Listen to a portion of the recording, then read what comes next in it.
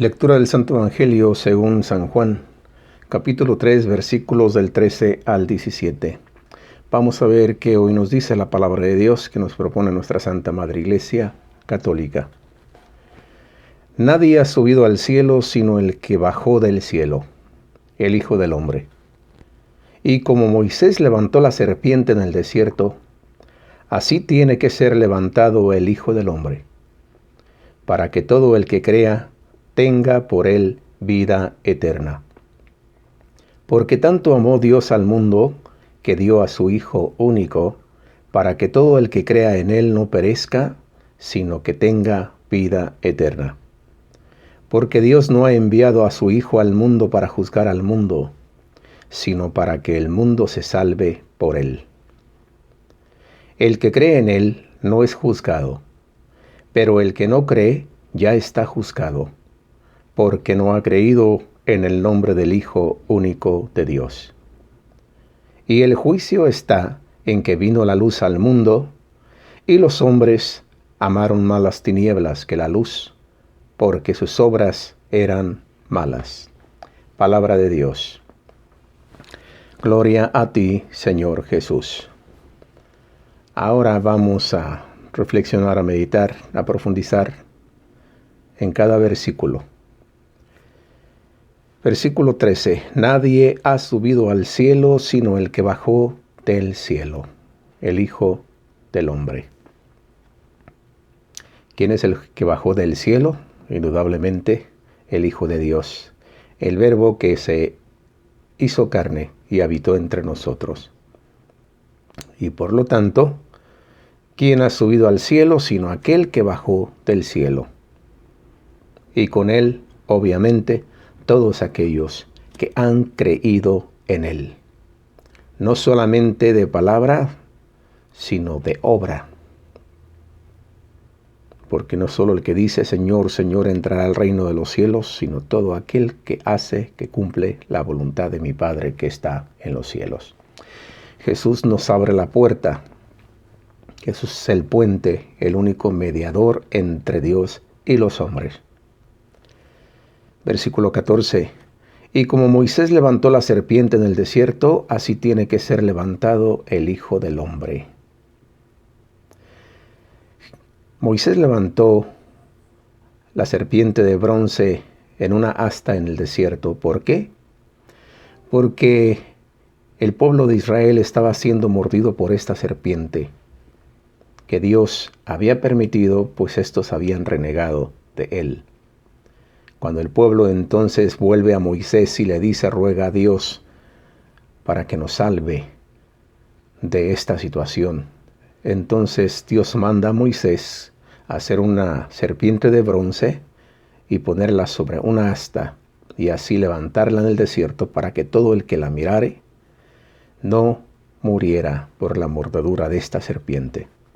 Así, esta serpiente enredada en esta asta y levantada en el desierto es prefigura del Hijo de Dios. Así tiene que ser levantado el Hijo del Hombre, dijo nuestro Señor Jesucristo. ¿Por qué?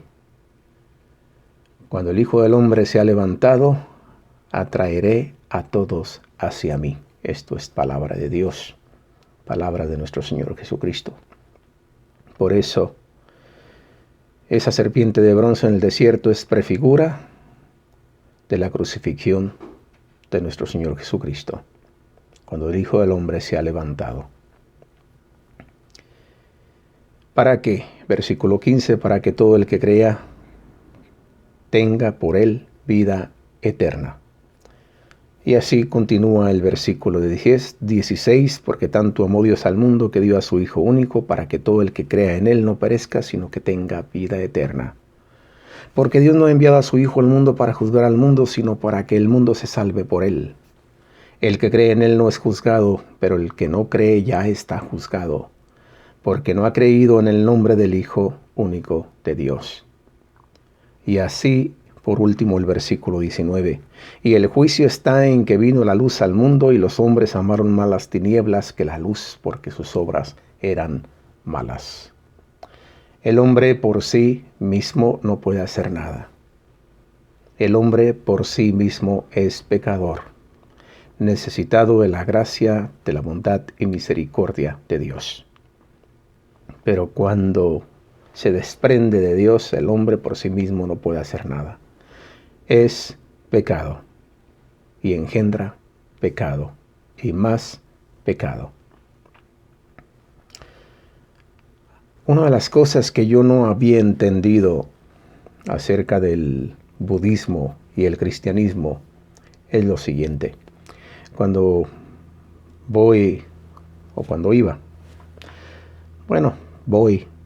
a un restaurante chino, me encuentro muchas veces la imagen de Buda ahí, una imagen de un señor cortito, sonriente, feliz. Y yo me preguntaba, mira qué felicidad de este hombre, o al menos de esta imagen que muestra a este hombre sonriente, llenito, pues está gordito y feliz.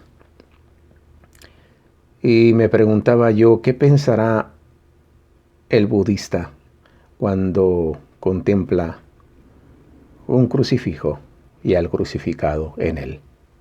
Pues todo lo contrario, porque la imagen del budismo, es precisamente a Buda en esa posición de loto, sentado, sonriente y feliz. En otras ocasiones meditando muy en su interior, pero me llama mucho la atención el que se encuentra feliz. Y entonces me pregunto, ¿qué pensará el budista al poner por un lado un crucifijo y por otro lado a Buda? Y obviamente que si se trata de escoger, pues prefiere uno estar así, contento y feliz y llenito, panza llena, pues como dice el dicho. Entonces no había entendido estos dos lados y entonces encontré la palabra nirvana. ¿Qué es nirvana? Nirvana, está la definición aquí, la leo textualmente, es nombre masculino.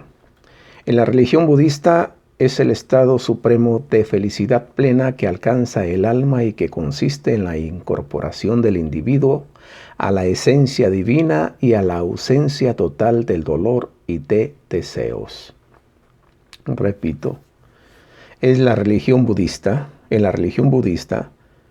es estado supremo de felicidad plena que alcanza el alma y que consiste en la incorporación del individuo a la esencia divina y en la ausencia total de dolor y de deseos. Ahora entiendo por qué esta imagen de Buda sentadito, muy llenito, muy sonriente y muy feliz. Ese es, como dice aquí, el estado supremo más alto del budismo. Esa es la meta. Poder alcanzar esa felicidad. ¿Cómo? Por la meditación, por esa profundización, por esas prácticas orientales. Todo lo contrario en el cristianismo. En el cristianismo también se ora, se medita, se profundiza, pero con un fin diferente. No para haberse librado uno del dolor, sino al contrario. Hoy que la iglesia celebra la exaltación de la cruz, es exaltar precisamente la cruz, exaltar el sufrimiento y mirar el sufrimiento como el valor más alto y el precio más alto que el Hijo de Dios, nuestro Señor Jesucristo, ha pagado por ti y por mí. Y al mirar este sufrimiento de nuestro Señor Jesucristo por ti y por mí, entonces no hay más que agradecimiento. Y lo poco o mucho que tenga que sufrir no es comparado con ese amor inmesurable de Dios que envió a su único Hijo, no para condenar al mundo, sino que para que por medio de Él se salve. Entonces es un contraste. El cristiano no es tanto que busque sufrir, pero si le toca sufrir, entonces busca en ese sufrimiento exaltar la cruz del Señor que sufrió antes por ti y por mí. Y en agradecimiento lo que tenga que sufrir, lo mucho o lo poco, lo hago con gusto, si así es la voluntad de Dios sufrir, para de alguna forma, como decía el apóstol San Pablo, agregar a lo que haya hecho falta al sufrimiento de Cristo, que de antemano sabemos que Él lo hizo todo y que no se necesita adherirle más nada. Pero si tomo yo mi propia cruz sobre mí, como me dice el Señor, el que toma su cruz y me sigue no es digno de ser mi discípulo. Entonces yo con gusto tomo esa cruz, ese sufrimiento, y sigo a mi Señor por ese mismo camino, el camino de la cruz, el camino del sufrimiento, si así es la voluntad de Dios hacerlo. Y de esta forma no me asusta este sufrimiento. ¿Por qué? Porque es el camino seguro para llegar al cielo, que es nuestra meta, a la presencia de Dios. Entonces, ¿qué contraste? ¿Cuál camino deseas tú escoger? ¿Ese camino de gozo, de felicidad, de estar lleno, de estar satisfecho? ¿O por el contrario, el camino de nuestro Señor Jesucristo, que es, como Él mismo dijo, no es fácil, es difícil? Pues esa elección es tuya y es mía en todo momento, y te dejo pensando aquí en ello. ¿Buscas el nirvana o buscas la paz que solamente Cristo te da y me da? Dios te bendiga. Nos vemos mañana. No, mañana ya es domingo. Nos vemos el lunes, primeramente Dios, con otra reflexión evangélica. Espero que esta te haya de haber gustado. Te invito a que la compartas y que me busques ahí en el canal de YouTube, Laicos Misioneros Javier Ochoa, y encontrarás todas estas reflexiones que hacemos a diario. Dios te bendiga. Bye bye.